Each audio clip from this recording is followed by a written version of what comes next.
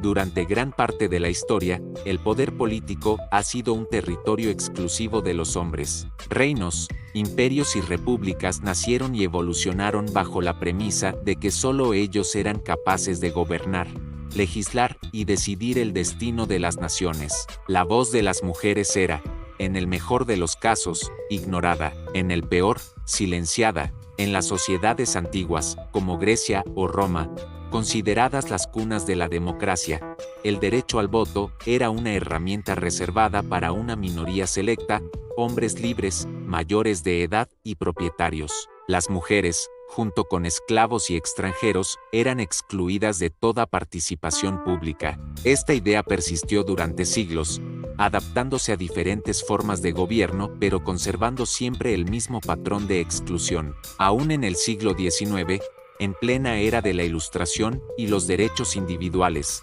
las mujeres seguían siendo vistas como ciudadanas incompletas. La lógica patriarcal decía que su lugar estaba en el hogar, educando hijos, cuidando del marido, y siendo obedientes a las normas sociales. A pesar de su participación activa en las comunidades, en la economía y hasta en las guerras, no eran consideradas aptas para decidir sobre leyes, impuestos o representación. Los argumentos para negarles el voto iban desde lo religioso hasta lo pseudocientífico. Se afirmaba que las mujeres eran demasiado emocionales, incapaces de razonar, o que su intervención corrompería la política. Pero algo empezó a cambiar. En distintos rincones del mundo, mujeres con educación, determinación y una profunda sed de justicia comenzaron a preguntarse, ¿por qué no puedo votar? Y con esa simple pregunta, comenzó una revolución que transformaría la historia. A mediados del siglo XIX, en un mundo marcado por revoluciones, cambios sociales y avances industriales, surgió también una nueva revolución, la de las mujeres que exigían igualdad.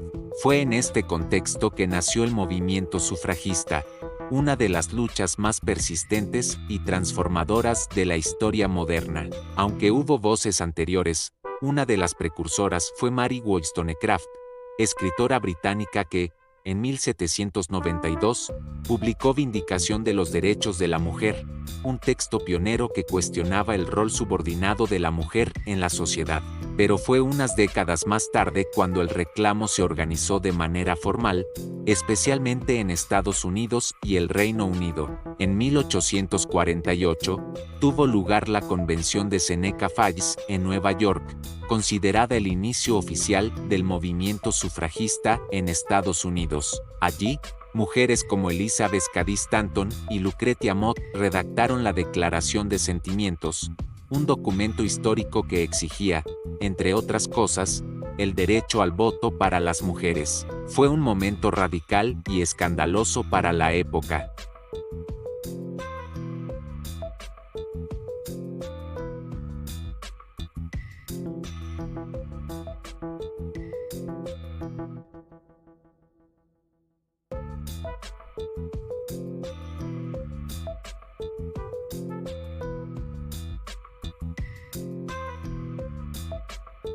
Este movimiento no nació de un día para otro, fue el resultado del hartazgo de generaciones de mujeres educadas, trabajadoras y conscientes de su propia exclusión, y aunque al principio fueron ignoradas o ridiculizadas, sus ideas comenzaron a tomar fuerza. La pregunta ya no era si las mujeres querían votar, sino cuántas más se sumarían a la lucha.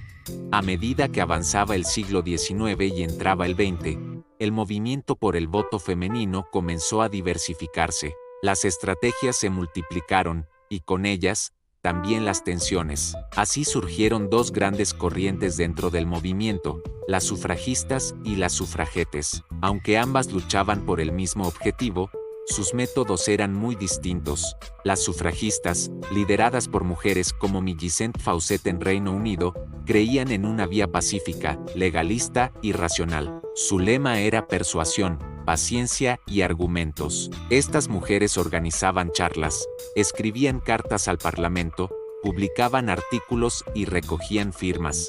Su enfoque era demostrar que las mujeres podían razonar igual que los hombres, y por lo tanto merecían el derecho al voto. Pero el tiempo pasaba, y los resultados eran escasos. En respuesta a la frustración creciente, surgió un ala más radical, las sufragetes, encabezadas por Emmeline Pankhurst y sus hijas, fundadoras de la Women's Social and Political Union WSPU. Su lema era claro y desafiante: Deeds, not words, hechos, no palabras. Las sufragetes adoptaron tácticas mucho más combativas: encadenamientos a edificios públicos, interrupciones de discursos políticos, destrozos simbólicos de vitrinas, y en casos extremos, incluso incendios. Muchas de ellas fueron arrestadas, golpeadas y ridiculizadas por la prensa. En prisión, realizaban huelgas de hambre, lo que llevó a las autoridades a alimentarlas a la fuerza,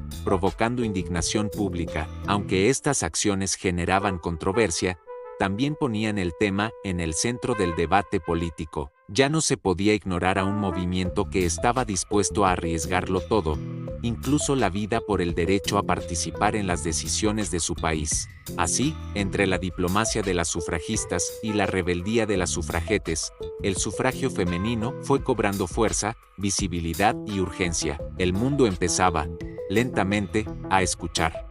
La Primera Guerra Mundial, 1914 a 1918, marcó un punto de inflexión decisivo en la historia del voto femenino. Cuando los hombres fueron enviados al frente, millones de mujeres ocuparon sus lugares en las fábricas, los hospitales, el transporte y la administración pública. Tareas que antes les eran prohibidas o consideradas impropias, ahora dependían completamente de ellas. Las mujeres no solo demostraron que podían sostener una economía en tiempos de crisis, sino que también lo hicieron con eficiencia, compromiso y valentía, con uniforme o sin él, desde los talleres hasta las trincheras como enfermeras voluntarias. Su aporte fue incuestionable, y cuando la guerra terminó, muchas comenzaron a preguntarse en voz alta: ¿cómo es posible que podamos sostener un país, pero no podamos votar por él? Los gobiernos, enfrentados a una sociedad que ya no era la misma, comenzaron a reconsiderar sus posturas. Aunque no fue inmediato, en varios países, esta participación activa de las mujeres durante la guerra dio paso a las primeras grandes conquistas del sufragio. En Reino Unido, por ejemplo, se aprobó en 1918 una ley que permitía votar a mujeres mayores de 30 años que cumplieran ciertos requisitos de propiedad o educación. No era un sufragio universal, pero fue un paso enorme. En Estados Unidos, el impacto fue similar. La lucha sufragista, combinada con el rol femenino en la guerra, llevó a la ratificación de la Enmienda 19 en 1920, que garantizaba el derecho al voto para todas las mujeres del país. La guerra había cambiado no solo el mapa político del mundo, sino también la percepción del papel de la mujer en la sociedad. Ya no se trataba solo de un ideal de igualdad, sino de una realidad imposible de negar. Las mujeres habían demostrado que eran imprescindibles, y con esa nueva conciencia, el camino hacia el voto comenzaba a abrirse en muchas otras naciones. Después del impulso generado por la Primera Guerra Mundial, el mundo comenzó a cambiar, aunque a ritmos distintos. A lo largo del siglo XX, el voto femenino fue ganando terreno, país por país, muchas veces con avances lentos, pero otras, con decisiones revolucionarias. Uno de los primeros países en reconocer el derecho al voto femenino fue Nueva Zelanda, en 1893, incluso antes de la Gran Guerra. Fue una excepción en un mundo que aún dudaba de la participación política de las mujeres. Allí, gracias a la presión de activistas como Kate Shepard, se logró una reforma histórica. Poco después le seguirían Australia en 1902, aunque con restricciones para mujeres indígenas, y Finlandia en 1906, donde además se permitió que las mujeres se postularan a cargos públicos. Tras la guerra, el efecto dominó se intensificó. En Alemania, el voto femenino llegó en 1918. En Austria, ese mismo año. En Canadá, en etapas desde 1917, dependiendo de la provincia. En Estados Unidos, como vimos antes, en 1920. En Uruguay, se reconoce en 1927, siendo pionero en América Latina. Sin embargo, la victoria no fue inmediata para todas. En Francia, uno de los símbolos de la democracia, las mujeres no pudieron votar hasta 1944. En Italia, hasta 1946. En Suiza, sorpresivamente, las mujeres obtuvieron el derecho al voto a nivel nacional recién en 1971, y el último cantón que lo permitió fue en 1900. Sí, en pleno siglo XX. En otros casos, la conquista fue más simbólica que práctica. Algunos países otorgaban el derecho, pero lo acompañaban de obstáculos tan grandes, como requisitos de alfabetización, propiedad o edad superior al de los hombres, que el acceso real al voto era muy limitado. Y en algunas regiones del mundo, la lucha continúa hasta hoy. Aún así, cada nuevo país que reconocía este derecho representaba una victoria no solo para sus mujeres, sino para todas aquellas que luchaban en otras latitudes. El sufragio femenino se convirtió en una causa global, una ola de dignidad que cruzaba océanos, culturas y sistemas políticos. En América Latina, la historia del voto femenino fue profundamente marcada por la desigualdad, las estructuras patriarcales y el contexto político de cada país, pero también estuvo impulsada por mujeres decididas, que desafiaron a sistemas autoritarios, dictaduras y profundas raíces culturales para reclamar su lugar en la democracia. Uno de los primeros avances se dio en Ecuador, en 1929, convirtiéndose en el primer país latinoamericano en reconocer el sufragio femenino, aunque de forma limitada. Le siguió Uruguay en 1932, con un sistema más inclusivo, pero fue en la década de los 40 y 50 donde el impulso se volvió imparable. En Argentina, el liderazgo de Eva Perón fue fundamental. Con un discurso apasionado y una campaña masiva, logró que en 1947 se aprobara la ley de voto femenino. En 1951, millones de mujeres argentinas votaron por primera vez, marcando un hito en la historia del país y del continente. En México, la lucha fue larga y simbólica. Ya desde los años 20, figuras como Elvia Carrillo Puerto habían promovido el voto femenino en Yucatán. Pero no fue sino hasta 1953 que se logró la reforma constitucional que permitió el sufragio femenino a nivel nacional. Cada país tuvo sus propias batallas. En Chile, el voto municipal llegó en 1931 y el nacional en 1949. En Colombia, las mujeres votaron por primera vez en 1957. En Brasil, en 1932. Pero al principio con limitaciones según estado civil y nivel educativo. En Perú, recién en 1955. En Paraguay, en 1961. Estas conquistas no fueron regalos del Estado, fueron producto de años de militancia, discursos valientes, marchas, detenciones, publicaciones y una presión constante desde organizaciones de mujeres, muchas veces ignoradas por los partidos políticos dominados por hombres. La lucha en América Latina no solo fue por el derecho a votar, sino por el derecho a ser escuchadas, a decidir y a cambiar el futuro de sus países desde adentro del sistema. Y en muchas partes, esa lucha aún continúa, ahora enfocada en lograr la paridad, el acceso a cargos públicos y el fin de la violencia política de género. Aunque el voto femenino fue una conquista histórica, no todas las mujeres fueron incluidas desde el inicio. Detrás de cada celebración hubo también silencios. Silencios de mujeres marginadas por su origen étnico, condición social o nivel educativo. La historia del sufragio femenino también es la historia de sus exclusiones. En muchos países, las primeras leyes de voto establecían requisitos que afectaban directamente a las mujeres más vulnerables: saber leer y escribir, poseer tierras o estar casadas. Esto dejaba fuera a mujeres rurales, indígenas, afrodescendientes, migrantes o empobrecidas. En algunos casos, se les otorgaba el derecho en el papel, pero en la práctica, se les impedía ejercerlo. En Estados Unidos, por ejemplo, aunque la enmienda 19 se aprobó en 1920, las mujeres afroamericanas, indígenas y latinas enfrentaron décadas de obstáculos,